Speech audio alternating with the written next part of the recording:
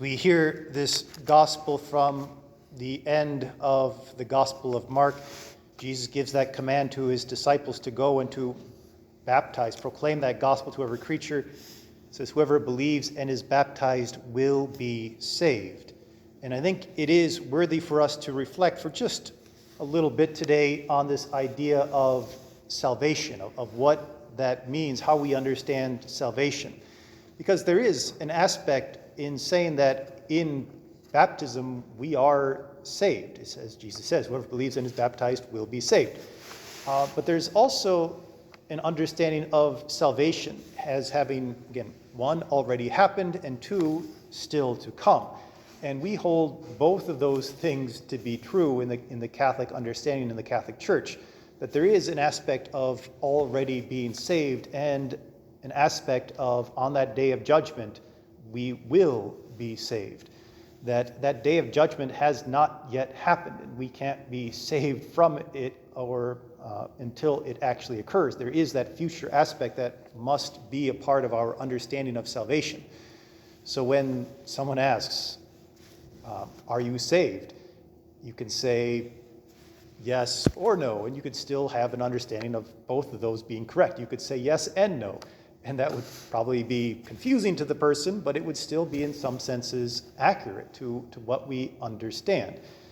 And part of the way you can look at this in one of those simple examples is the idea of if someone has fallen into a pit and you rescue them from that pit, you have saved that person from the pit. You have saved them. Absolutely. They are out of the pit. They are free to go about their ways and to live their life and to enjoy those good things. In your having lifted them from the pit, is there anything that prevents them from falling back into that pit again? I mean, technically, no. I mean, hopefully, having come out of that pit, they know how bad it is and how unfortunate it is, and they're going to be more cautious when they walk around not to fall into a pit again. I mean, hopefully there is that aspect of it. But by the fact that you have lifted them from the pit, it doesn't prevent them from falling into it again. And they very well might fall back into the pit, fall back into sin, fall back into facing death. And they will need to be saved again. There is an aspect that we understand that you can be saved and then still be lost. You can go back to your sin. You can reject that gift of the Lord, or you can ignore his commands to you, and so walk along the pit and potentially fall into it again. There is an understanding of how salvation is meant for us to be understood in some ways as, yes, God has come to us. He has made that first encounter with us. He has reached out to us first, given us that grace, given us that divine life itself, united us with his Son through his own death and resurrection, and freed us from sin, freed us from the pit. We are saved through faith in him. But the story does not end there. And the gospel bears this out in every book, in just about every passage. That we must continue to live in that faith, not abandon it.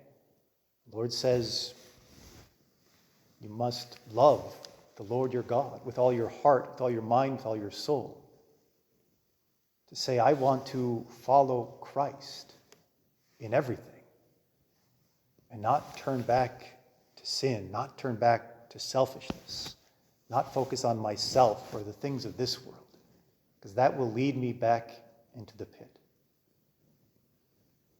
And yet we know that we still struggle with concupiscence. We still struggle with a disordered desire. And it's a difficult thing at times to have faith.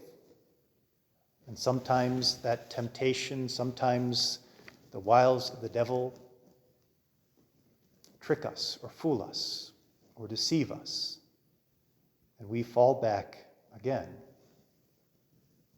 As we contemplate our own baptism and that saving grace that we have once received, it should enable us in those moments to more speedily and readily call out to the Lord to save us once again.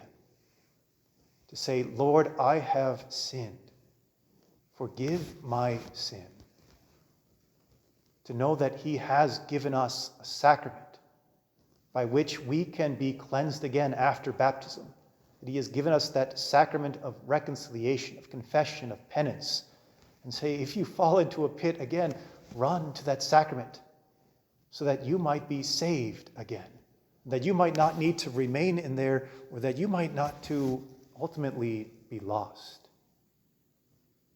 And if we truly believe Jesus, who he is, who he has revealed himself to be, if we truly love him with all of our heart, mind, and soul, we will carry out his commands.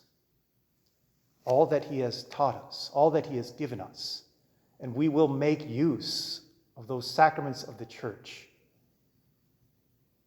which continue to help us be saved, so that on that final day of judgment, as we face the Lord, we will be saved.